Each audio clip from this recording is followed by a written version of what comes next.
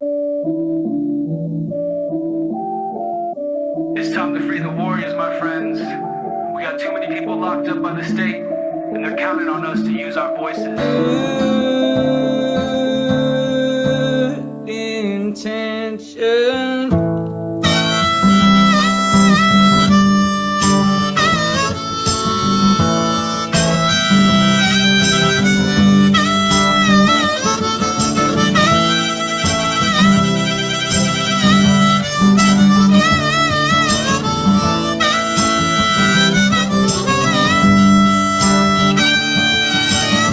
I'm living in this world and not of it.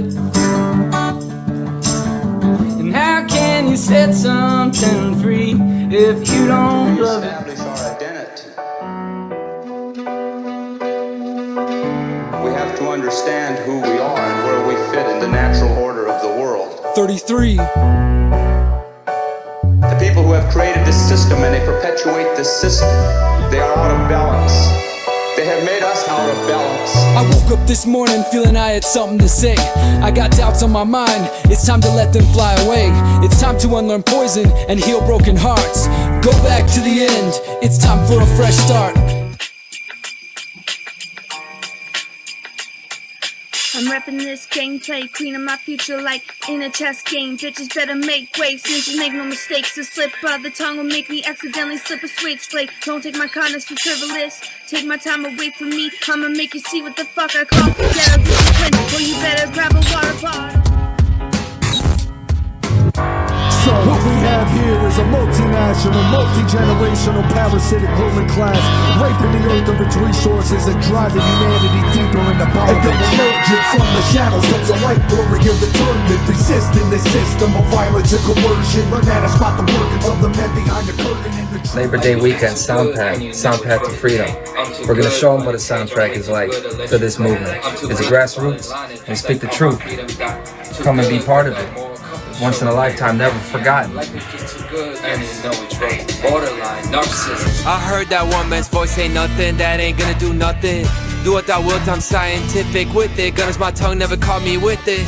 Telling the truth, they said I'm doing terrific. Dope boy music for real, can't be no dope boy until you flip it. Honor the spirit, switch it. If you're a real man, free your mind, will be hot for.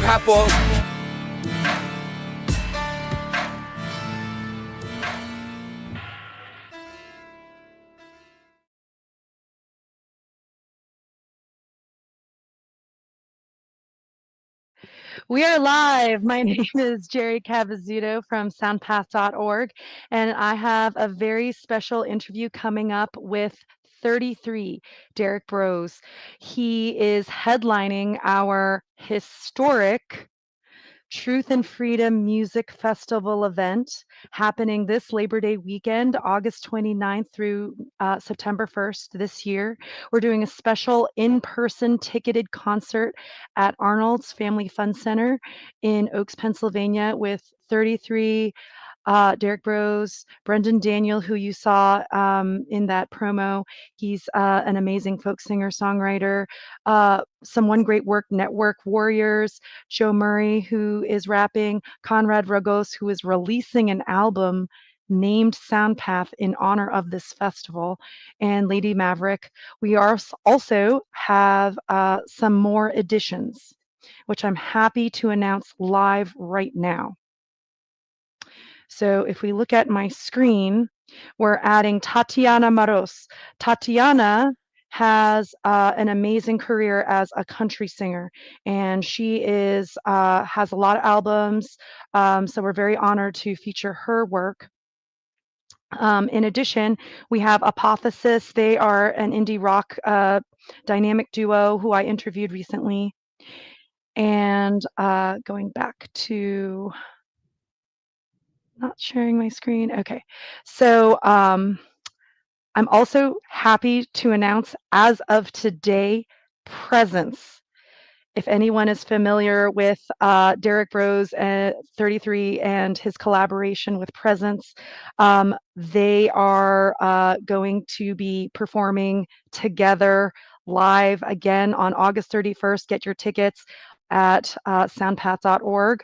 I'm going to be playing some music videos from Presence and 33 Derrick Broze in preparation again for this amazing interview that we have lined up. So check out this first track from 33 and Derrick Broze. I love this song because it gets to the heart of the problems that we're seeing in the humanity's condition right now. And this song called Taxation is Theft, I hope activates many of our listeners and our Soundpath audience. Here we go. Know that taxation, theft, and that government is slavery. We're paying no mind or money to false authority. Because we own the product of our labor and not even creativity. We won't be used for funding war and genocide and heavy weaponry. Taxation, theft. I won't be paying no money to fake authority. I won't fund no war, no genocide. Taxation, theft. I'ma keep my money in the community. Taxation, more prosperity. We know that taxation, theft, and that government is slavery. It's a modern form of slavery. We're paying no mind or money to false authority. Their authority, we own the product of our labor and not even creativity. Creativity divine. We won't be used for funding war and genocide and heavy weaponry. Heavy weaponry, not taxation, theft. And we already know that it is, oh yeah. Taxation, theft. Taxation is theft. Taxation, theft. I won't be used for funding war. Taxation, theft. Taxation. From the day you were born, the system treats you like commodity. Taking their cut, every transaction, every quantity. Tax on what you earn, on what you buy, and what you sell, and what you own, and what you inherit. This shit is an atrocity. That don't even include the hidden tax, that of inflation. When they put money and take a luxe vacation, they counterfeit a couple stacks of more and spend it on war and correspondent media campaigning. Most people know that it's a wrong to rob their neighbor, but they think that it's a right if the govy wrote it down on paper. Programmed to believe that slavery a racial issue. Whites versus blacks, either way they master get their revenue. Either way the subject is you, until you choose to own yourself and everything you do. You stop being subdued by the coercion of the few and break the bondage and acknowledge your inherent worth too. Let me see if I can help you grasp what we're saying. Politicians take your money, more for the slaying. While our people suffer, the fat cats they ignore. They got money for wars, but can't feed the poor. Taxation is theft, and some call it extortion. Involuntary taxation, pro-lifers pay for abortion, while non-smokers pay for tobacco subsidies, and vegans funding animal inequalities. Steal from anti-war activists to pay for violence, and people wonder why the streets are filled with riots. I do not consent, and I will not relent until all my brothers and sisters repent. This is our time to reclaim our worth. Together we can have what we deserve. One by one, let's take our money from the banks. Let's see what they do when they got no money for tanks. We know that taxation, theft, and that government is slavery. It's a modern form of slavery. We're paying no mind or money to false authority. No mind to authorities. We own the product of our labor and not even creativity. Creativity divine. We won't be used for funding war and genocide and heavy weaponry. Heavy weaponry, not taxation, theft. And we already know that it is, oh yeah. Taxation, theft. Taxation is theft. Taxation, theft. So why we paying the government to corrupt our crooks? Taxation, theft. Taxation. The banks of the river got the flow of the currency. Now all of a sudden, for the first time in history, you can get your currency out of the banks and grow your own. Take ownership of your life force energy.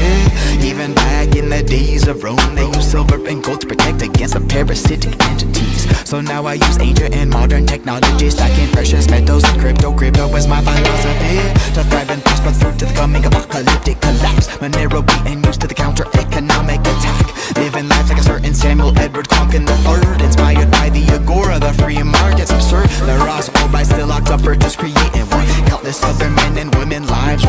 done. For heaven's sake, let us engage in voluntary transactions. No criminal in the middle taking The sickest thing of all is we're playing a role. They ain't just taxing your wallet, they tax your soul. Some turn a blind eye to the crimes they fund. By taking from your wallets, they buy the guns, the bullets and the bombs. They keep raining down on the innocent children. Victims go in the ground. I'm praying for the day the atrocities will cease. Whether it's the government man or the violent police, we're capable of more, but I know it seems difficult. Like a better humanity almost seems mythical. Together we have the power to rise above. Reject the hate and division, we can choose love. Let's build a foundation that stands the test of time. This means resist taxes, don't give them a dime. We can build a world based on morality and consent. The march to the new world order, we can prevent. We know that taxation, theft, and that government is slavery. It's a modern form of slavery. We're paying no mind or money to false authority. I pay them no mind or money, product of our labor and not even creativity. Creativity, we don't use for funding war and genocide and heavy weaponry. Heavy weaponry, not taxation. I won't be paying for no genocide in Gaza. Taxation. I won't be paying for a proxy war in the Ukraine. Taxation. Authority comes from myself, from within. Taxation. Taxation.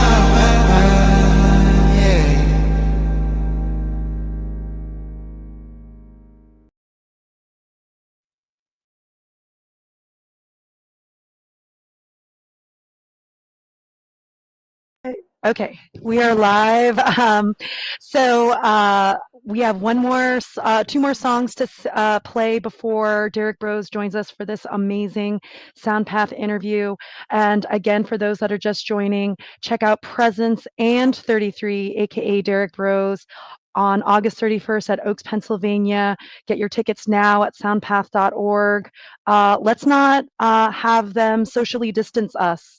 Let's meet in person and enjoy the new culture, the new way of living, not the old systems that are,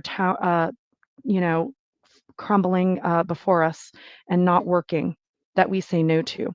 All right, here is our next track from 33, Derrick Broze and Presence, entitled Unwritten. 33. Presence. Doing it again. Yeah, I can't believe this is my life and I'm on top. I had to hit rock bottom and I didn't stop.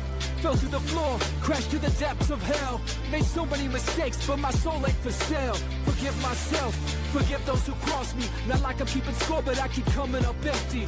There's a big world out here, waiting to be discovered. There's so many hidden truths, waiting to be uncovered. There's no going back, the future's unwritten. We can keep trying, but there's no use preventing. Creator has a plan, and I'm ready to embrace my destiny in this journey through time and space. There's no going back, the future's unwritten. You can keep trying, but there's no use preventing. Creator has a plan, and it's time to embrace your destiny in this journey through time and space. You ever feel like you got a bigger mission to fulfill? There's too much to do, can't get caught sitting still. I know I'm meant to be more than a cog in the machine. Not sure where I'm headed, but I'm more than I seem. They say the grass ain't always greener, but I gotta find out. Get to the other side so I can erase my doubt. I'm tuned into my purpose, no more feeling worthless. No more wasting time, asking if I deserve this. This is my moment to show my full potential. This is my one shot, so I'm done being sinful. I feel nothing but gratitude, just anticipating. I know I can take on anything I'm facing. There's no going back, the future's unwritten. We can keep trying, but there's no use preventing. Creator has a plan, and I'm ready to embrace my destiny in this journey through time and space. There's no going back, the future's unwritten. You can keep trying, but there's no use preventing. Creator has a plan, and it's time to embrace your destiny in this journey through time and space. You ever feel like you're capable of more? Saw a vision, yet you make the same decisions before. Feeling like a couple version of yourself a reward. The one that's complacent and the one that's awake in the soul. Yeah, highest priority life force. Only giving my body what it was designed for. Higher dimensional consciousness, I know I got to explore. Higher priority is the inner peace I got to restore. All the bullshit on the beat shoot, from the fear point to the fake news. With the clickbait for the most news, gonna distract from the real you. Gotta break the cycle of attachment addiction. Tell the story how I it remains unwritten. There's no going back, the future's unwritten. We can keep trying, but there's no use preventing. Creator has a plan, and I'm ready to embrace my destiny in the journey through time and space. There's no going back, the future's unwritten. You can keep trying, but there's no use preventing. Creator has a plan, and it's time to embrace your destiny in this journey through time and space. I stand for the 7 generations, original First Nations. Call unto your ancestors and ask for patience. Can't stop climbing in the face of these obstacles. The truth's within each of us like the Gnostic Gospels. And yes, it's true that time is running low, but we determine our future with the seeds we sow. So let's keep building the world of our dreams as we watch Babylon come apart at the seams. Watch Babylon come apart at the seams. Watch Babylon come apart at the seams. Watch Babylon come apart at the seams. Watch Babylon come apart at the seams.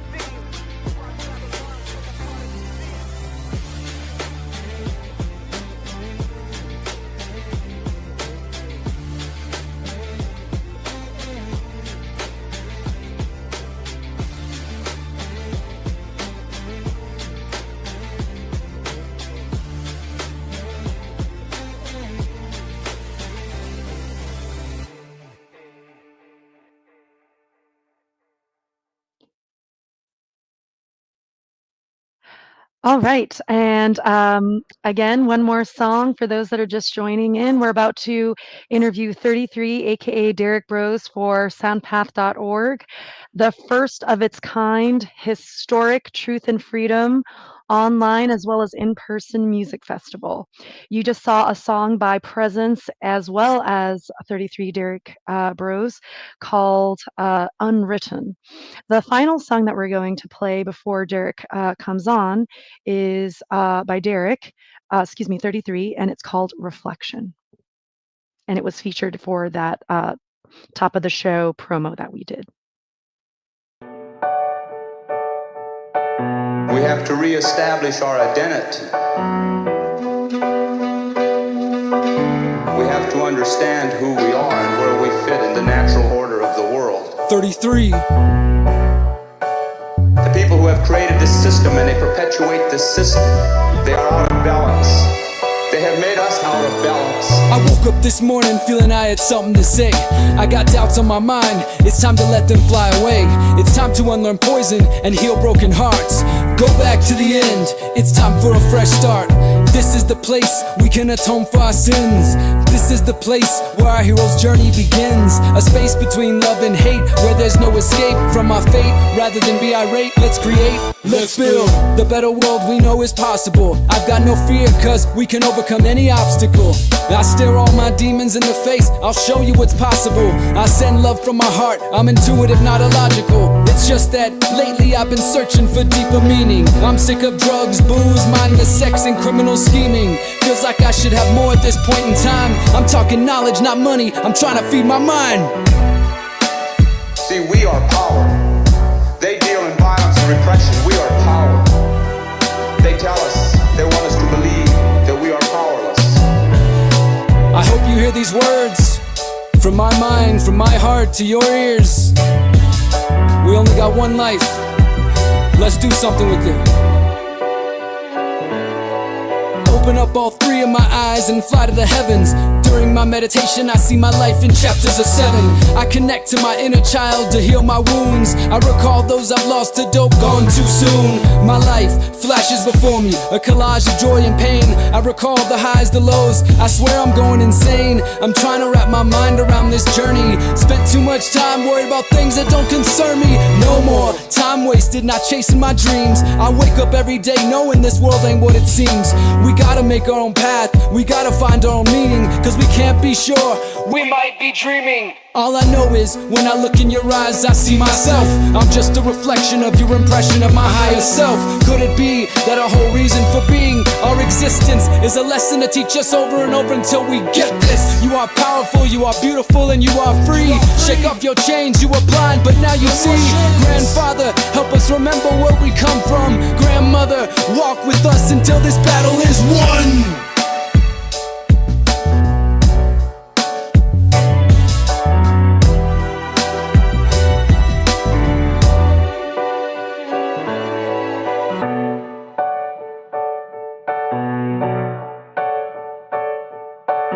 We are are a natural part of the earth. We are an extension of that natural energy which is spirit and which is power. That is natural power. And just as it takes millions and billions of elements to make a blizzard to happen, or to make the earthquake, to make the earth to move, then it's going to take millions and billions of us. We are power. We have that power.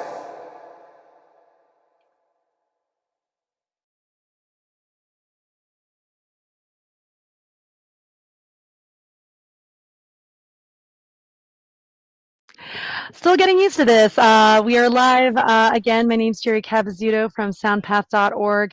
You just saw 3 amazing tracks, music videos from 33 Derrick Broze, who is going to be headlining our August 31st event at Oaks, Pennsylvania. Please get your in-person tickets now before we add presence officially onto the bill, and as well as Tatiana Moros, an amazing country singer who has Truth and Freedom lyrics, as well as Apophysis, an amazing indie rock duo that I interviewed yesterday. So Derrick is running a little late, unfortunately, but that is okay because this gives us more of an opportunity to share music from our Soundpath artists. So while I'm doing that, I'm going to cue up this song we have from Presence. Presence is very big in the Truth and Freedom music community. He has songs that directly talk about natural law, which is basically the community that a lot of us from the Soundpath, a lot of us, all of us from the Soundpath team come from. And so, yeah, check out this song from Presence, who is joining our headliners as of today. I literally got off the phone with him today. And I can't wait to tell Derrick when he comes on. Check out this next song by Presence called Scam. We're living through a scam, yeah. I said we're living through a scam, yeah. I said we're living through a scam, yeah. I said we're living through a scam, yeah.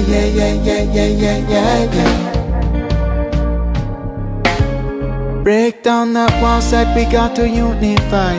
Differences between us make us beautiful and divine. Politician them, they use that difference to divide. I know who I am, my heart is in alignment. Standing up to the tyrants, no need to live in confinement. Babylon crumbling before my eyes, I'm not surprised. Yet every breath I take in the oxygen, I'm optimizing. My health is my true wealth and no vaccine will compromise it. Needles injecting into the ship, but they genetically modified.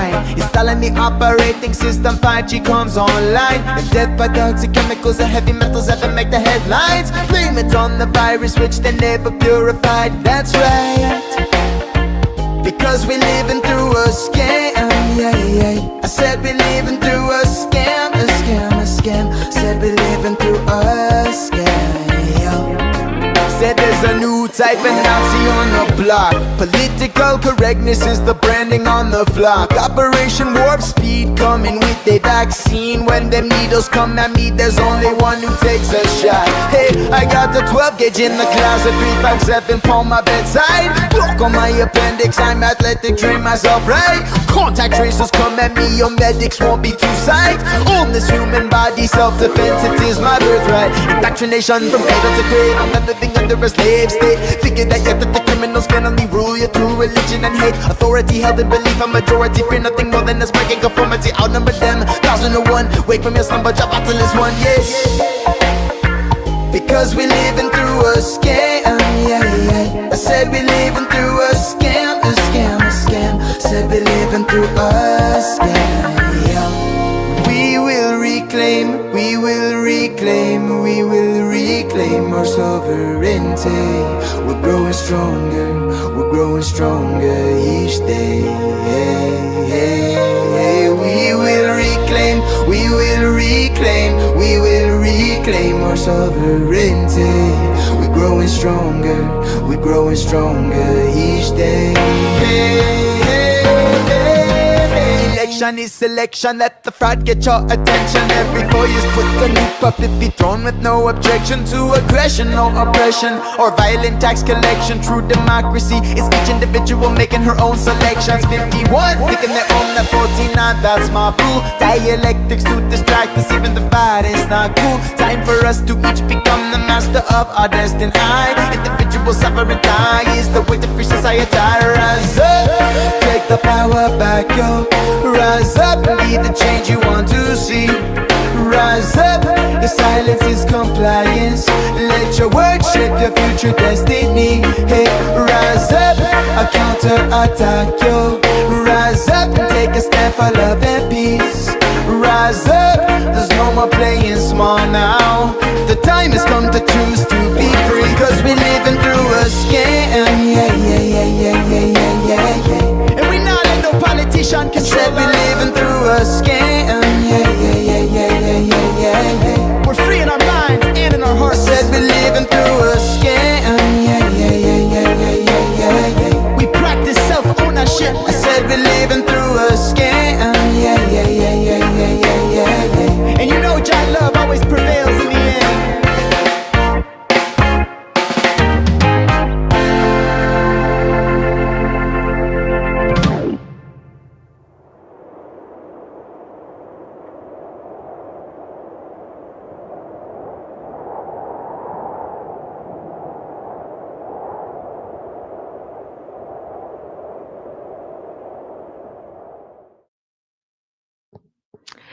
All right.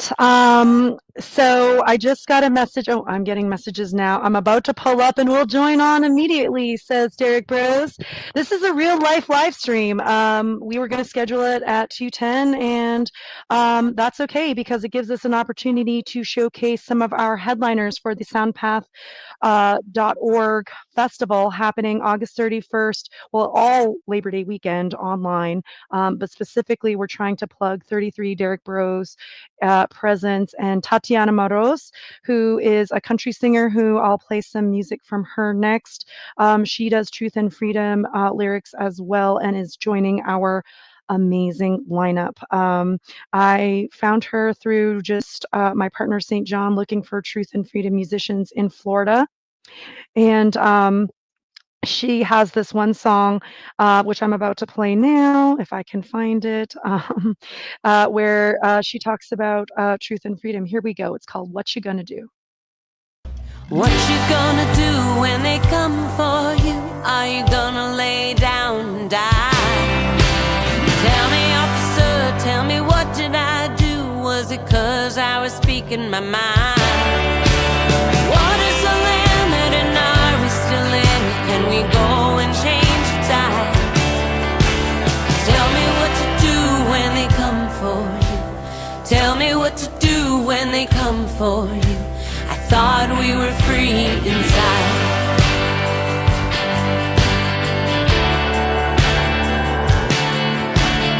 Are you gonna wait? Will you be prepared when they set the world on fire?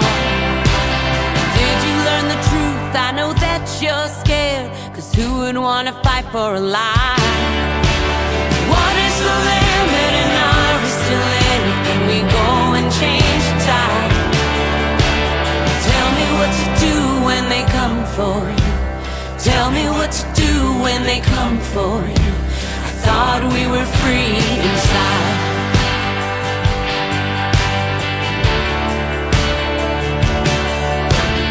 Answer the call, this could be the end. Defend our sacred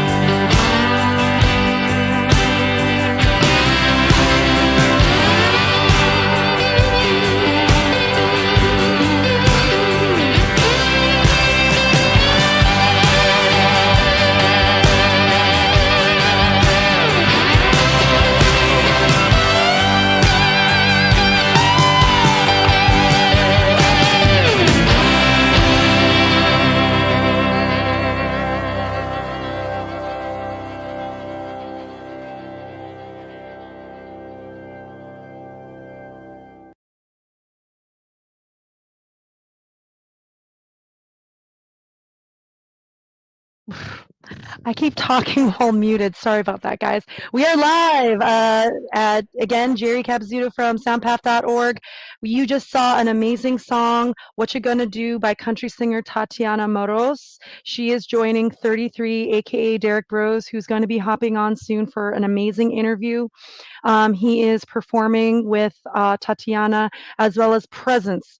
That is as of today. Presence is joining the Soundpath lineup on August 31st at Oaks, Pennsylvania, at Arnold's Family Fun Center. Come get your tickets at soundpath.org. John, my partner in arms in many ways, is telling me to talk about the Family Fun Center at Arnold's. Yes, that's a good idea. So let's briefly show what's going on there. I can share my screen. So here I go, sharing screen. So this is where we're doing the event at Arnold's at Family Fun Center. It's a great place. We have childcare available for ages 5 through 14. So while you are enjoying an adult concert about freedom, your kids can enjoy the mini golf, the go-karts, the laser tag, the bowling, etc. So I'm a conscious parent as well, and what's the music of the new system? What is the activities of families? We dare to imagine that new world today. We're creating the soundtrack for your families to listen to in the car, for the artists for concerts that you can come see, for people that understand what actual freedom is, that it's based on objective morality. That is how we become a free humanity society.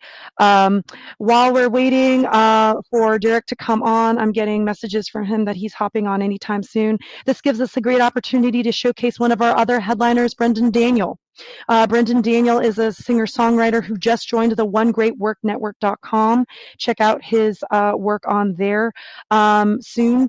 That is an amazing content creation network full of truth and freedom podcasters, musicians like Brendan Daniel, like Joe Murray, who's also part of our August 31st lineup, again, happening in Oaks, Pennsylvania at Arnold's Family Fun Center. Get your tickets at soundpath.org. Brendan Daniel I met at PorkFest. He's an amazing human. Check out our interview on our Soundpath channels on YouTube, Odyssey, and Rumble.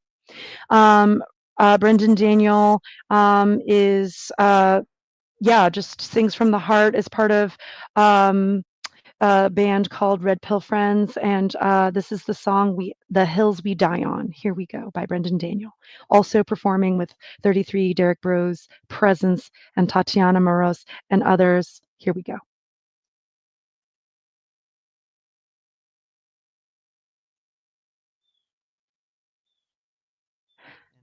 We've been best friends ever since. That's how much I love this song. It sounds a lot better to have these guys on it now. We land on the moon in 1969. They lied about it, but I know that hill and I know they'll kill and die on it. Plant their flag on it.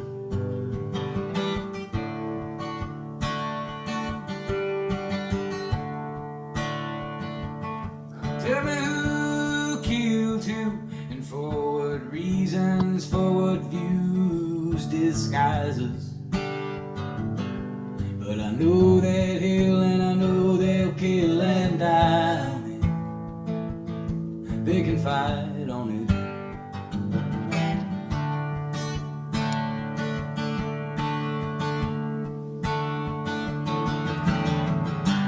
These are the hills. These are the hills we'll die on.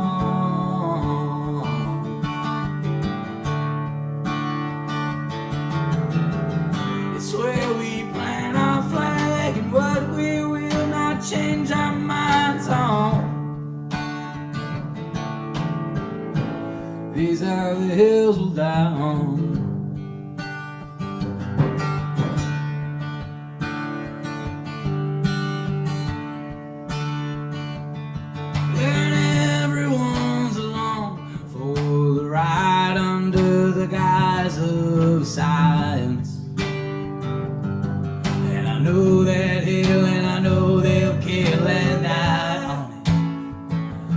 best and try on it.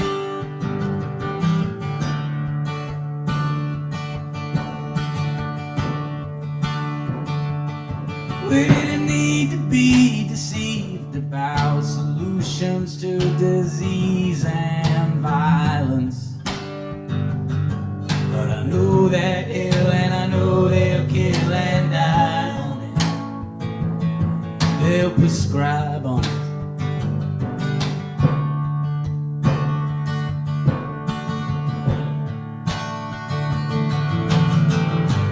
These are the hills. These are the hills we'll die on.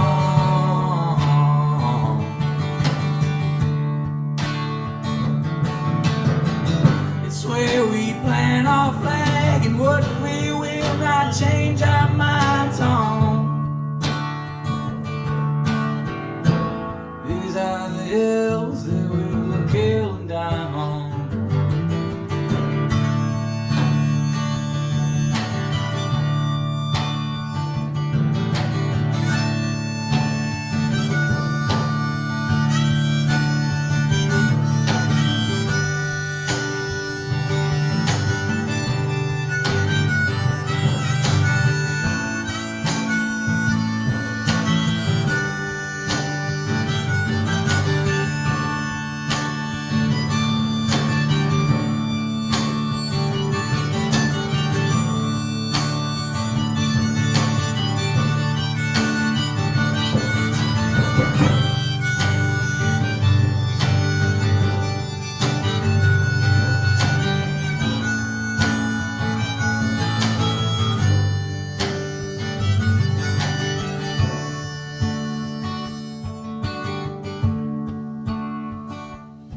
And if everyone is wrong, and so the curtain had been drawn, the news behind it.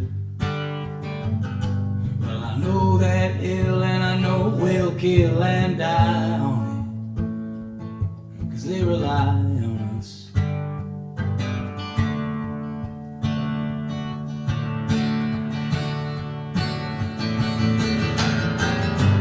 These are the hills. These are the hills we die on.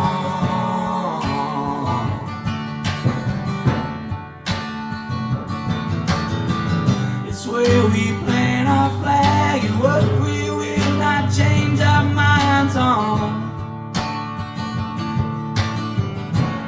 These are the hills that we will kill and die on.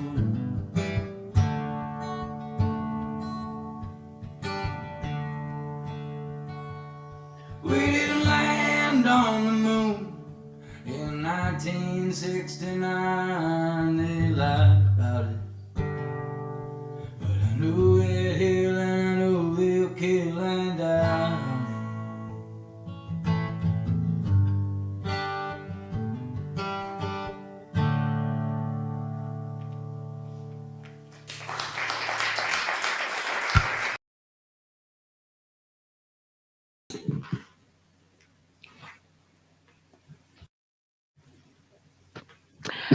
I keep doing that. Welcome, Derrick Broze, Conscious Resistance Network. Excuse me, theconsciousresistance.com, thegreaterreset.org, and freedomcells.org. 33 amazing rapper, conscious podcaster, street activist, humanity activator. Derrick Broze, welcome. Thank you for having me. I appreciate it. And sorry about being late, but it sounds like you've been having a lot of fun and sharing all kinds of important info and music. So thanks to everybody who's tuned in. Looking forward to this. Yeah, so I think I like this layout a little bit better. I played some of your music at the top of this session, and I'm just so inspired by your work and am just amazed at this turn into sort of music and art as a means of saying the same message. Tell me more about that process for you in terms Yeah, of, of course. yeah. Yeah. So, I mean, for those who know my work as, Derrick Broze, as an activist and independent journalist, I've been doing that since 2009, going into 2010, originally based in Houston and now in Mexico. And that is still, my life and my passion and what I do on a daily basis. But I've also always been a musician. Most people didn't know that except for maybe those in Houston who kind of knew me locally, because actually my first form of activism before I physically started organizing events and things like that was as a promoter. I've always been involved in the music scene in Houston. So I started, the first show I ever did was 2009, and it was a benefit for victims of domestic violence. And so I also came out of like the punk and metal scene. So at first, a lot of the bands I was working with were all punk and metal bands. And I started kind of like trying to motivate that community and say, what if we did shows that actually had some causes behind them or some meaning to them? And I did that for a good while, also while I was still kind of playing in some local bands. And then activism sort of took over for a few years, but then about 2013-ish, I started kind of bringing it back together. And then we just brought the group that I started, the Houston Freethinkers, started combining with my my promotion company, which was called Visionary Noise, and still exists in Houston. I'm no longer involved with it, but another friend runs it. And so we started doing like mixed genre shows. It would be hip hop, it would be punk, it'd be acoustic, folk punk, it'd just be all kinds of stuff. And we'd bring artists together and we'd say, we're going to raise money to, support the homeless, or we're going to raise money against the drug war, against just different causes that we were supporting. And so that's always been part of my passion. And that eventually led to organizing a pretty big music festival in Houston that was called For the Community. We did about 15 of them. And a lot of my fellow activists and journalists have come down to Houston years ago to come speak, because it was a combination of 2 days it was a completely free festival with all kinds of music, different genres, vendors. And then in between that, we would have some speakers speaking about the truth and things we care about. And it was just sort of a subtle way for us to get people to come out, because, when you tell people there's a free party, lots of free music, come hang out, you're going to get all kinds of people. And then while they're there, we're sort of dropping our truth bombs. We would be passing out flyers and giving out DVDs, and then just general trying to get them the deeper message that we were really about. So that was really, something that I think that we all thought was really cool, and a way for us to be involved in activism, but also in the music and arts community. So that's always been a part of what I've been doing in the background. I just, haven't shared that so much on the internet, just mainly locally. And then in 2019, I was in another band. I've always been a vocalist for metal and punk bands. So some of my music, you can still find it out there with me doing vocals. And we were in the studio, we were recording a group of really talented guys, and we started to record some songs. But I was also, at this time, I was like doing my usual activism. I was running for mayor in 2019, trying to reach people through that avenue. I was doing a lot, and I was still showing up to practice, but I was pretty much the outsider. These guys all grew up together, and I just showed up for practice every 2 weeks, and I did my little part, and then I'd leave. So after a while, they were like, dude, you're just too busy, and I totally understood. And it just kind of coincided that as I was letting go of being in a band and doing that also my birth father died of a drug overdose in 2018 when I was 33 years old. And that sort of, I never knew him super well. We've met 5 to 10 times in my life, but it still hit me pretty hard. And as I was kind of grieving and going through that process, hip hop, it just kind of stepped into it was there for me, I guess you could say. Like, I've always grown up listening to hip hop and rap, and obviously, like, growing up in the early 2000s, there's like, just the West Coast hip hop and all the different things. I wouldn't say the most conscious music of any kind, but it was just, to me, I connected to it in a certain way. But then as an adult at 33 years old, my father's dying. I'm sort of coming out of being in bands. And I remember one day I just had my PA system set up in my room, and I had a lot of kind of lo-fi and jazz hop, just instrumentals playing, and all this stuff just started to come out for me. And I hit record, and I just recorded for like 5 hours myself, just rambling. And, some of it was reasonable. Others were just stuff that was coming out. But when I listened to it later on, I was like, wow, there's a few pieces in there that might actually be something if I decide to kind of pursue this. And so that was kind of the early seeds of what I now call 33. And, it's kind of just grew from there the more I started to take it seriously. And as I realized, like, okay, well, I am extremely busy and I don't plan to stop being busy. But if I do hip hop, then I can write the songs myself. I can work with producers and craft the beats myself. I don't necessarily need to have a full band and be as committed as you need to do when you're working with 4 or 5 other people.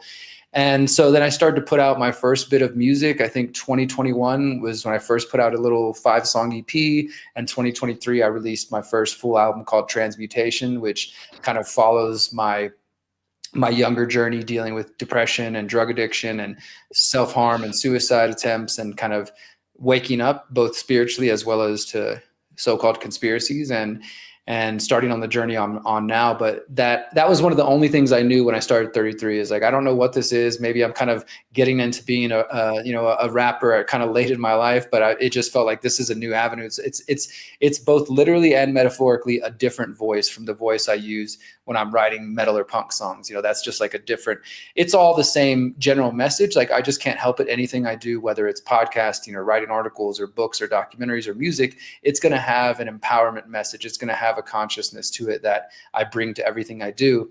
But obviously the way I write for a hip hop song is going to be different from a song where I'm mostly growling and screaming and kind of doing a little bit more intense. The message is still essentially the same, but the way I write it is different. So yeah, and I've just been really blessed over the last few years as I've been putting my music out there. Of course, there's a lot of people who maybe follow my journalism who don't get it. They don't like rap, they don't like hip hop, or they're turned off. They're triggered by me calling myself 33, which I'd love to talk about.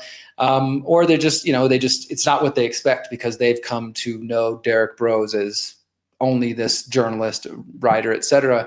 But I'm a big fan of not putting people in boxes, including myself. And so, in the beginning, I actually was purposefully creating a separate, like I have, people can find my music at 33ishere.com, and on most platforms, it's at 33ishere. And I specifically created something separate from Derrick Broze. And for the first couple of years, I was like, I don't want to ride my own coattails, so to speak. I want 33 to succeed on its own. And if people discover it and they learn about it, great. But I don't want to just shill to my own audience and say, hey guys, here's, my music, pay attention. Because I realized that's not why people necessarily followed me over the last 15 years. Some of them followed me for my investigations and stuff. But over the last year, especially with talking with my buddy, Grant Elman Presence, who I know is going to be there, I'm just realizing more and more that I can't compartmentalize myself, that I'm Derrick Broze, I'm 33, I'm a writer, I'm a rapper, I'm an author, I'm, all these things. And there's really no separating them anymore. But I think I was trying to for a while to kind of just build it on my own. And I still have desire to do that. But more and more, I'm realizing that this is just one thing. It's one message. So increasingly, when I get invited to events, I'm getting invited to speak, to give my presentations, but then also to do music. And I might give a presentation and then I sneak in a song in there during the talk. Or in my concerts, when I'm performing my music, I might start dropping in some of the message from my presentation. So more and more, it's just becoming one thing. And I was really blessed just back in May and early June to go on tour in the US. It was just 5 or 6 dates with Dub FX and with Presence, who are both huge influences, both really conscious artists who actually live the message. And yeah, getting to perform my music for the first time in front of hundreds of people, and people who I think get it and on a deeper level was really cool, especially because some people were coming up and saying, oh, I know who you are as Derrick Broze, but I never even knew you did this 33 thing, or people who had no idea who I was, but just were kind of discovering all of it. And in fact, at those shows, it was interesting because when I usually do presentations, I have like my shirts for the Conscious Resistance and I have my books out and stuff like that. And I didn't have any specific 33 merch. So I was like, well, I'll just bring my usual stuff and we'll see. But the same crowd that resonated with the music and with Presence and with Dub FX, they're also interested in my books. They're also interested in, and so I'm just seeing more and more that it's just an effort to raise consciousness and to empower people and to encourage critical thinking and questioning, whether that's through music, whether that's through other forms of art. Obviously, writing is a form of art as well. Speaking is a form of art. And I've just had to get more comfortable with that. These are the skills that I have, and this is the way that I can share the message. Wow. I love everything that you said, and I totally agree with this idea that, we only limit ourselves by putting ourselves in these pre-programmed boxes. Like, I also kind of consider myself more just a creative person, like, I do podcasting, I try to run this music festival, I'm trying to run like a the Liberation Academy education, and I'm a conscious parent. And so, these are all things, these are all hats, right? But really, what are we all on? We're on a soul mission to change humanity's condition, and it's based on the immoral actions we've collectively chosen. That's why we're not free. And this festival, while it is ostensibly about music, what it's actually about is having every artist that's part of this online and in-person event has their own following. There's going to be cross-pollination between, the types of podcasting activities that they may have or not, the types of audiences that they have that have in common with, your audience, for example. And so you're going to see the truth and freedom movement rise from this. And that's always been the mission. And why not dance and enjoy the music while we're doing it? Absolutely. We got to have a good time while we're raising consciousness. And I think that's something that I just want to say thank you for the effort that you and everybody else involved are putting into this, and for the invitation, of course, because this is something, that I value more and more. And now, like, everything I learned back in Houston on the local level, I think I've kind of been able to translate into what I'm doing with the People's Reset now, and trying to take the same ideas, but do it on a national and international scale. And I think there's some people in the, for lack of a better term, broader freedom, truth, conspiracy culture online who still haven't got that and are at the point where they're content. And, I know we're all in different places, but they're content to just consume content, watch podcasts, documentaries all day long, and not really, for one, not really take action of like, well, what are you actually going to do about it? Okay, all the problems in the world, but what are you actually doing to build a better world that we would like to see for the future generations? But also, there's a lot of people, I think, who are purely online and do not come to in-person events, whether that means something like you're organizing or the People's Reset or just their local meetup.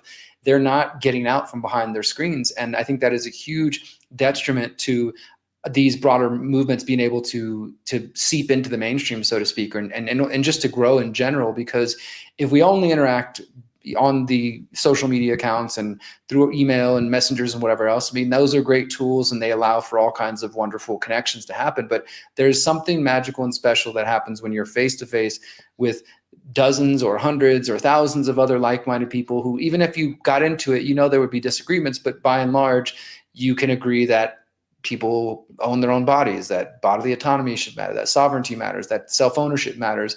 And then you start out from that basic point and you can put all the rest of the bullshit away. It's like you show up knowing like, hey, we're connected on that. And even if we have a different diet or different preferences in these other areas, we're united by those principles. Now let's come together and let's have a good time. Let's learn some things. Let's enjoy some music. Let's, whatever it may mean. And I see the pushback and the resistance, even in my own promotion of what we do with the People's Reset. And I'm sure there will be some to something like this, or people will say things like, oh, great, a bunch of hippies coming together to just make music or whatever. That's not going to stop the New World Order. That's not going to defeat, the bad guys, blah, blah. And they're not entirely wrong, but I do think that the way you build conscious, holistic truth movements is the face-to-face connection. There's only so much I can do by getting to know you through Twitter or Facebook or Telegram or wherever else, right? But when we come together and we shake hands and we hug and we dance together and we smile and we laugh and play together, a real true bond is built. And that is, I find in my life that the people that I actually work with in a real tangible way are people who I've had those experiences with, that we've got to hang out in person and I can see you're a real person, you're a human being, you seem to be genuinely what you're about. And now I feel stronger and uniting with you and collaborating in other ways, as opposed to just being sort of a one-dimensional account on the internet, right? So I just want to encourage everybody who's hearing this, if you're going to be anywhere near this event, to come, obviously watch everything that's online where you can and when you can, and participate in that way. But if you're anywhere near Philly or near the venue, come hang out. I'm looking forward to meeting some more people. I saw some comments this morning on Instagram, people saying they're going to be coming to check out, check me out and stuff like that. And I hope they will stay and check out all the other artists and all the other, everything that you guys are putting together. So it's so important and so powerful for us to come together face to face. Absolutely. And I want to give a shout out to my partner, St. John, who put me in touch with you. Um, so much of everything that you're sharing is resonating, and I'm sure with our audience as well. And, if we look at the pandemic, where what was the objective of that? Of course, depopulation, but also social distancing. What do we need to do the opposite? We need to come together in person, making these actual connections. There can be no freedom community, natural law community, truth community if we're not actually meeting in person together sometimes. And this is a great opportunity for us to do that, to network. I managed to convince someone who lives internationally, who knows none of the artists, who's heard of your work as an activist, but hasn't heard a single second of your music, to fly in to see this concert. How was I able to do that? Because it's not about, people can enjoy this concert without having heard any of the artists, because it's about seeing the living example of what the new world, the actual new world that we want to create, is going to look like. And this is an example of a concert where truth and freedom lyrics are going to reign. I love it. And I want to say, thank you, of course, to your partner for reaching out, and to everybody involved again. And I appreciate at least from what I'm seeing from the outside, that it looks like an effort to bring together different styles and types of artists and music, which is, as I was saying earlier, that's what I always love to do in Houston, because that'll draw some of the hip hop heads, that'll draw some of the people who want this style, but you bring people together, and if they're open-minded, then they discover new music and they meet new people. And I think that's it's a part of the growing process, right? We all come together sharing our unique talents and gifts. And that's the way we're really going to co-create the better world that we're after. And also very excited to hear that you were able to connect with Grant and get him on board, because he was telling me ahead of time that whenever I started mentioning to him, he loves Mark Passio's work. And really, he kind of told me that he just enjoys hanging out with anybody who really understands the message of natural law. Like, he feels like that's his people. So he was super excited to come on board. Yeah, thank you so much for connecting us. I've been wanting both of you to be part of this festival, and the fact that it's actually manifesting on the day that I'm interviewing you. I got to finally talk to Grant, to Presence, whose music we played at the top of this session, is just, it just feels like confirmation from the universe that we're all on the right path with this Soundpath project. And just loving this idea of cross-genre pollination. How do we decalcify the brainwashed, those that are still have remnants of programming that they need to deprogram? Just creating more flexibility, even with the way we're hearing messages, and having that openness to really think about and be conscious of the lyrics of what we're listening to, drawing attention and consciousness to those things. It's almost like we're sort of like, in a positive way, socially engineering people to think and hear more consciously, literally. What are your thoughts on this idea with the cost genre? I think that's where it needs to be. I mean, I just, even like I was saying within my own self, of like kind of creating silos and compartmentalization. It's like we can put ourselves in boxes. We can, other people can try to put us in boxes. And I see that with, like I said, people who are maybe resistant of like, oh, Derrick, shut up with this rap. I just want to hear your latest report. And that's fine. I'm not expecting my music to be for everybody. But I think that also comes from a place of where we have a tendency, and I've seen this throughout my life with people I come to know, like people will get to know you, let's say at one point in your life, and they see you as a specific type of person. And then you grow and you evolve, and some of those things might change, but then maybe you re-meet those people later and they still expect you to be where they knew you from the past, right? And they try to hold you back in that place. And I think sometimes, that is something that can happen just throughout life. And I've seen that with my work and with people trying to, well, this music needs to be over here, or these type of activists need to be over here, or even how people get sucked into little internet drama with their favorite influencer here going, at this person. And there seems like some people kind of crave that or thrive on that drama. And so we sort of look at ourselves like, well, we're outside of the mainstream, but if we're just recreating the same drama and trauma from the mainstream, then, are we really the conscious ones? Are we really the enlightened ones if we're not actually striving to do something different? So for me, that does mean working with all kinds of people, working with people who might have different opinions and views, working with artists who have different music. I mean, I think it's a fun challenge to me because I've never wanted, my mission has never been to create a better world where we all agree on every single topic and we are just zombies, automatons that repeat everything and don't have our own beautiful differences and opinions and views and things like that. So I think it's important. The more diverse we open ourselves up musically to ideas as well. I mean, because if you think about the paths that we're all individually and collectively on, we probably wouldn't be on these paths if we remained closed-minded, right? We wouldn't have been even open up to new ideas in the first place. And for each of us have our own story of what led us to be where we're at in the moment we are now. I had to get addicted to drugs at a young age and go to prison. And that was like my first, like, okay, I need to turn my life around. And that eventually led to kind of waking up spiritually and then discovering voluntarism and natural law and other things like that. But everybody has their own experience of what set them on the path they're on now. And we wouldn't be there if we didn't come to this with an open mind and an open heart. So I just encourage everybody, especially we are live on a couple of my channels right now, to anybody in my audience who's hearing this. I hope that if you are near Philly and you do have an open mind or an open heart, or maybe you're almost ready to, just take the leap, make the effort, come hang out with like-minded people. It probably will change your life. I've heard that time and time again. I see John mentioning the activation tour. I've done 4 tours, 3 across the US and 1 in Mexico, as far back as 2017, 2018, and then in the middle of COVID. And every time I've done that, every time I've gone and done 45 cities or 50 cities, ridiculous, tour schedule, connecting with people come and say, I felt like I was alone. Even back in Houston, when we were hosting our activist meetings every month from 2010 to 2017, every month new people would show up and say, I thought I was alone. I didn't realize there was other people like this. And then once they realized, that's like the first step. Okay, I'm not alone. There's other people. Now what do we do? How do I get plugged in? How do I connect it? What gifts do I have to share? How do I be a part of these growing movements? And the first step is just showing up. So you just got to get past your doubts, your fears, your insecurities, or your, that little voice that tells you it's not worth showing up, and you just keep looking at the world through your phone or through your computer, and just make the effort. Just come show up, because you probably have the piece that we're looking for. You probably have the other part of the puzzle that we are missing right now. We're just waiting for you to show up and share your gifts. Wow. I love everything that you said. And it reminds me of this conversation that I had with my transcendental meditation teacher, Jim.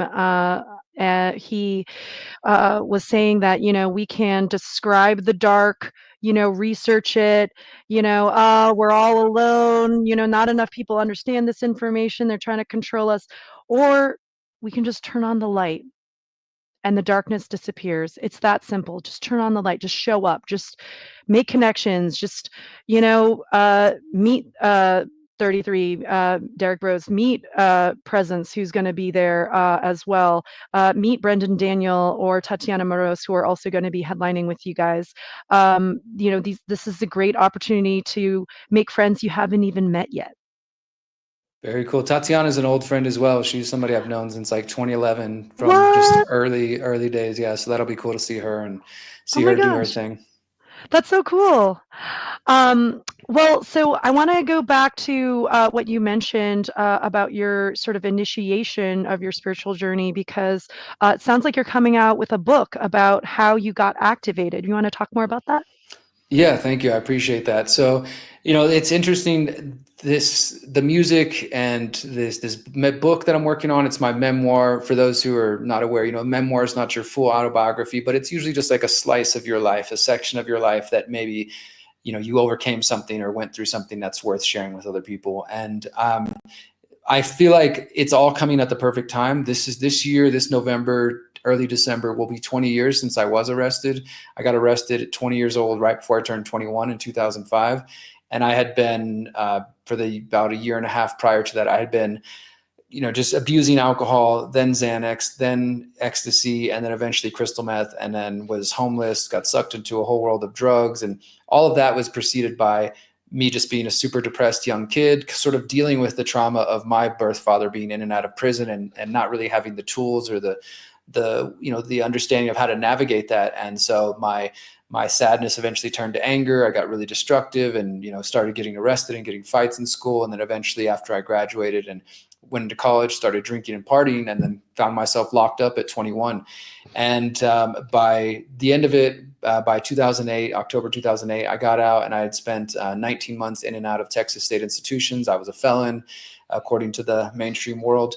And it obviously it changed my entire life, but it was also that experience when I got locked up was where I discovered meditation, where I discovered prayer, where I first kind of started opening up to the idea of not only just the concept, I would say, of God or of a creator, but of just the world beyond the five senses. I'd always been into sort of weird stuff as a kid, like, psychic abilities or telepathy, and just always interested in things like that. And I was always curious minded. And then some of my experiences with psychedelics sort of contributed to that as well. But it was all coming from a very chaotic place that I was in. It wasn't like sort of like, I'm going to do this in a conscious way and sort of explore these realms. It was just destructive and chaotic. And I'm thankful every day that I was able to survive. I kind of feel like I got my craziness out at an early age so I could kind of move to different things.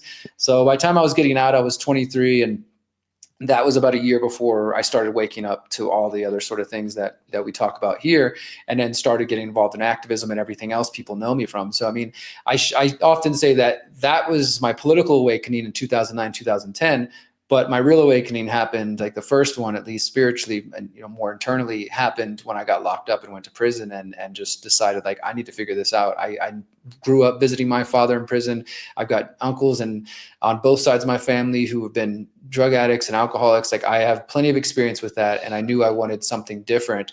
And I just had to make a conscious choice that, like, whatever I needed to do, I needed to figure out, like, why I was here. And so I just started journaling every day. I started writing my thoughts out. I started meditating, started getting into prayer. And so this book that I'm working on, which is untitled right now, I'm not sure what I'm going to call it, is hopefully will be out by the end of this year. That's my goal, to kind of put it out around the 20th anniversary of my arrest.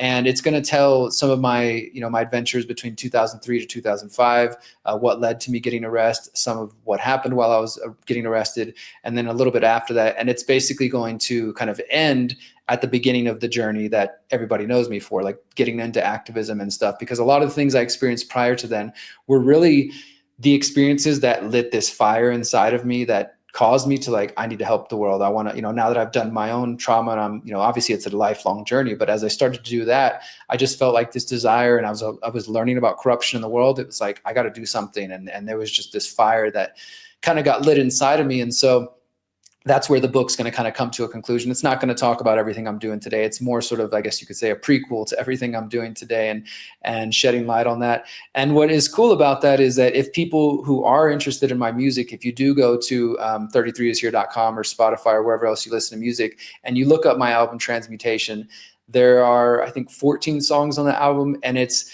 basically going to be the soundtrack to this book, because it's the same story. It's just obviously told through music, and the album starts in a very dark place, and when you listen to those lyrics and when people read this book, this isn't going to be the Derrick Broze that everybody knows. There's some things that, it's going to be, for one, a completely honest book. And there's a lot of fucked up things in the way I lived my life in the past. I was a cheater. I was a liar. I was abusing drugs. I was very destructive. And in that process, I hurt a lot of people. And I'm not going to shy away from those things. I'm just going to be real about them. And so, like, when you listen to that album Transmutation, you hear references to taking pills and things like that. And I think sometimes that throws people off, because obviously that's not where I'm at today. And that's not who they know as Derrick Broze or 33. But I had to kind of transport myself back to, like, what I felt like back then in 2003, 2004, 2005, and all the trauma I was going through, and really put myself in that place. And so that album, as well as this book, is not intended in any way to glorify that path or those lifestyles. If anything, it's a cautionary tale of, like, look, even when I was there, I was miserable. I wasn't like, I remember those times when I was heavy on drugs, and to not give away the full story, I had moved into an apartment. I was kind of trying to turn over a new leaf and start on a fresh path. And I just kind of got sucked back in, and a bunch of people essentially took over my apartment, and it turned into the drug house where people would come to buy coke or buy crystal meth or whatever. And I just sort of receded further and further, and I just let these other people take over. I didn't have the strength or the confidence to say, get the fuck out of my house. I just sort of let it happen. And, people would say to me even at that time, like, you don't look like you're happy, man. You don't even seem like you're enjoying yourself. And I would say, I don't know if I am. I just don't know how to stop, and then sort of that lost in the midst of all this chaos. And thankfully, I was able to get myself sober and get out of all of that. I do credit cannabis helped me quit crystal meth and helped me get off all the heavy drugs. But unfortunately, I was still kind of in that world. And when I ended up getting arrested, it was one of these sort of cliche stories of like, I'm going to go do one more deal. And I did one more deal and I got busted. And it was, at this point, I know that this is the path I was supposed to be on. And this is the way, this is just for whatever reason. And this is something I talk about in my music too, that my soul chose this road, and it is what it is. And I don't regret a thing. I wish I hadn't hurt people in the process, and I've had to atone for some of those things. But ultimately, I believe in a bigger picture. Like, this is the way that I was supposed to experience this path. And now I have this message to share with people through my music and through this book. And so I think there will be people in my audience who know me from my other work who might be interested in this book. And then people who've never heard of me or my music or anything who just can connect to the story, because there's definitely, some very powerful memoirs out there, people overcoming their own addictions, their own struggles, whether it's drugs or gambling or sex or what have you. And those are powerful stories to be able to share when you come out on the other side. So yeah, thank you for asking about that. I am actually, as soon as we wrap up here, I'm going to be getting back to writing. That's pretty much what I'm doing on a daily basis right now, just working on finishing that, as well as some new music. I'm hoping to have a new song for the event at the end of the month. I will be performing a song that I released a couple of weeks ago called Manifesting a Future, which I haven't performed live yet, but it's out there if people want to hear it. So I'm super stoked. Yeah. And thank you for asking about the memoir, because I do think that, I haven't focused so much of my journalism on addiction and things of that sort. I'm not really a believer or supporter of the 12-step program. For people that works for, great. That's wonderful. It didn't do anything for me. And I think telling people they have a disease for the rest of their life is actually pretty detrimental. So it's not something I vibe with, but I do want to do work on addiction. Like I said, my birth father died in a hotel from a drug overdose. He struggled with his addiction my entire life. All of my trauma can be related back to him not being in my life and visiting him in prison and watching him come in and out. And then realizing as an adult, watching my anger turned into more like sympathy and empathy for him when I realized, wow, he's got his own trauma and this is just the way he's been dealing with it. And so I would like in the future to collaborate and work with other people who want to, and I don't know what this looks like, but to do something. Like I had said to my family and my grandmother, who was my biggest spiritual influence, and she's the one who started sending me books on prayer and Buddhism when I was locked up.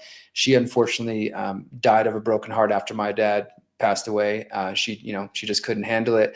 But I always told her and my family that I didn't want my father, his name was Troy Broze, his memory to just be of a drug addict, of, just overdosing in a hotel. Like, even though that's something he struggled with his entire life, he was more than that, and I don't want that to be his memory. So I have visions of one day starting, the Troy Broze Foundation or something like that. That could be an organization that, without the state, but doing it in a way that we all vibe with, help other people who are struggling, because that's my ultimate goal. Is like, I don't want my story just to be like, hey, look at me, I'm so cool, and look at the things I've done. But if my words, if my music, if my books and my own journey can help somebody else avoid that path, that's what I want more than anything.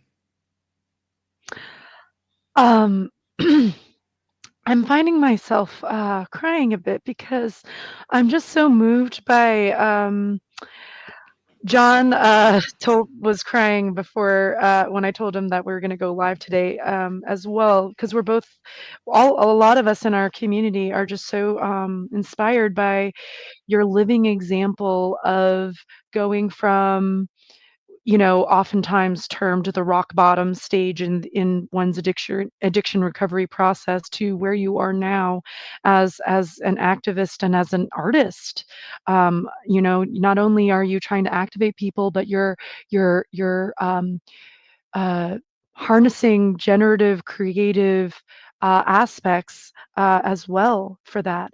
And I hope that I wish you all the best with this memoir, and I would love, to support you, or if anyone's listening who can support you in promoting this, because I think it's super important that we tell these stories of our own journeys, in overcoming, so that we can inspire others to do the same. Because I think, and just thinking of myself, the old me, the unbegun me, the dead me, she was addicted to the system.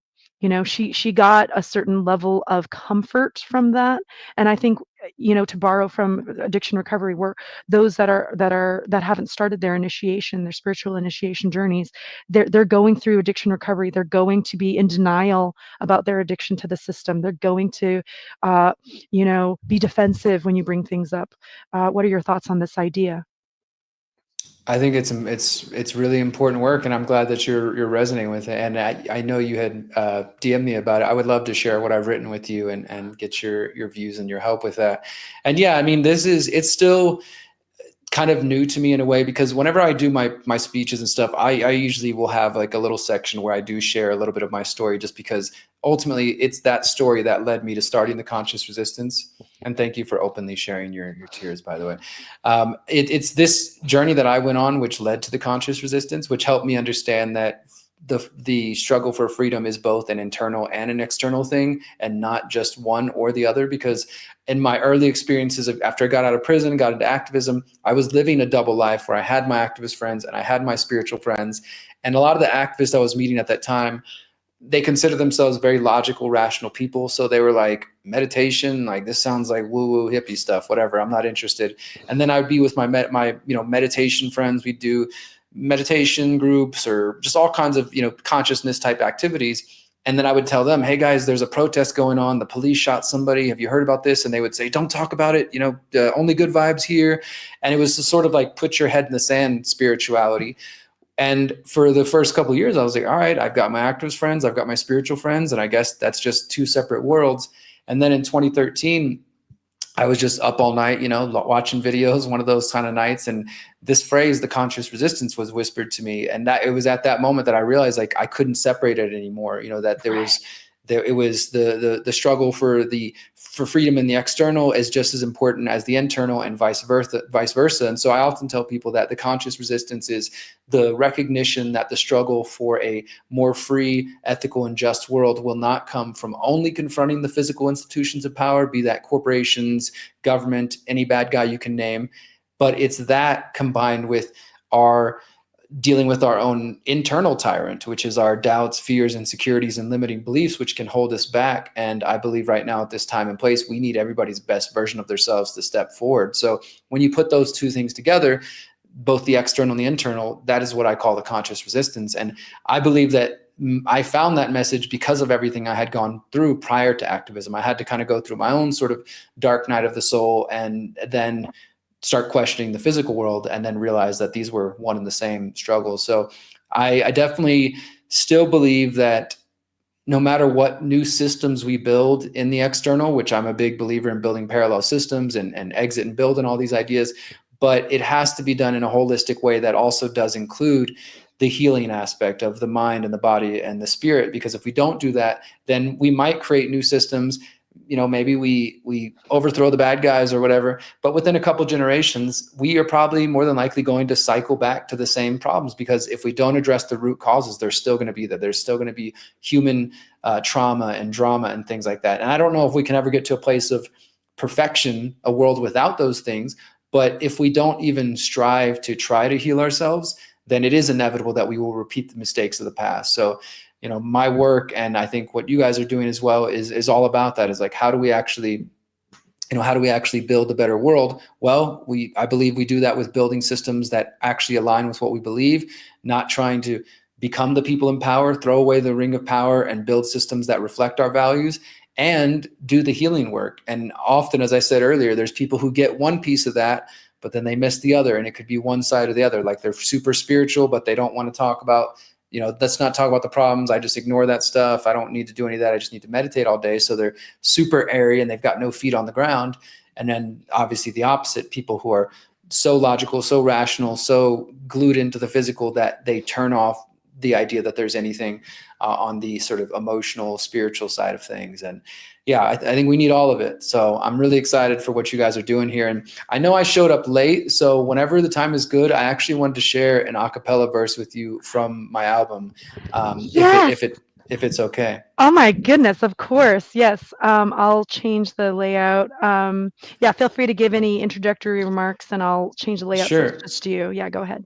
So this song is actually the last song on my album Transmutation, and I've put out some more music since Transmutation, but I still think it's one of the better things that I've done. And so, as I shared earlier, the album starts like where I'm in a pretty dark place. Things get darker. I get arrested, and it's kind of like the beginning of me starting to change my life. And so, the final song on the album is called Awakening. And it's sort of like the moment where I'm stepping into the role that so many people know me as I'm doing today. So this isn't the full song, but I just wanted to share the second verse. If you're interested, you can go find my music and check out the song Awakening. It's much different than any of the other songs I've done. It's a little bit more subdued and different because I wanted it to really hit different for people. So yeah, so this is Awakening. I've never felt more powerful than when I question the power, so full of themselves, lost in arrogance, but in reality, the cowards. If you're searching for the devil, look no further than your government. The politicians are the puppets, but don't forget the false covenants, false prophets, mega churches making profits. The devil's loving it. They lie to your face and you take it. Do you prefer to be ruled? Wolves in sheep clothing, they've got you fooled. They pull the wool over your eyes, feed your lies while they strategize and propagandize. Come on, my brothers and sisters, this is our moment to rise. They never saw us coming, but we are the antidote to their lies. We strive for truth and liberty. We strive to be better. Humanity's made mistakes. We're not perfect, but I know this ain't forever. Let me take a breath. I know we're destined to build the better world we know is possible, but it's gonna take struggle and making ourselves responsible for our choices and actions. We have the power to manifest that which we know we deserve. We are humanity at its best. Thank you, guys. Oh my God, that was amazing. I'm so excited for this event. Again, if you want to check out 33, aka Derrick Broze, Presence, Tatiana Moros, Brandon Daniel, and others at Oaks, Pennsylvania, Arnold's Family Fun Center on August 31st, check out soundpath.org. That was amazing. Any last parting thoughts or closing? Thank you. Thank you guys for what you're doing. Thank you for the invitation. Thank you for caring about the world and for making an effort and for all the things that you guys do, both seen and unseen. I know you said being a parent, that's a big part of the conscious evolution. So thank you for the work you're doing on that front. And I look forward to seeing you guys in a couple of weeks. I want to thank you. Your work, I actually also messaged Mark Passio the same thing. It's like, I'm finding myself thanking you for helping me with a project that was actually inspired by your work. So it's like we're all coming from a place of care and we're all kind of just being like, thank you, like we're all just seeing each other. So it's beautiful. Yeah. All right. Thanks, everybody. Bye-bye.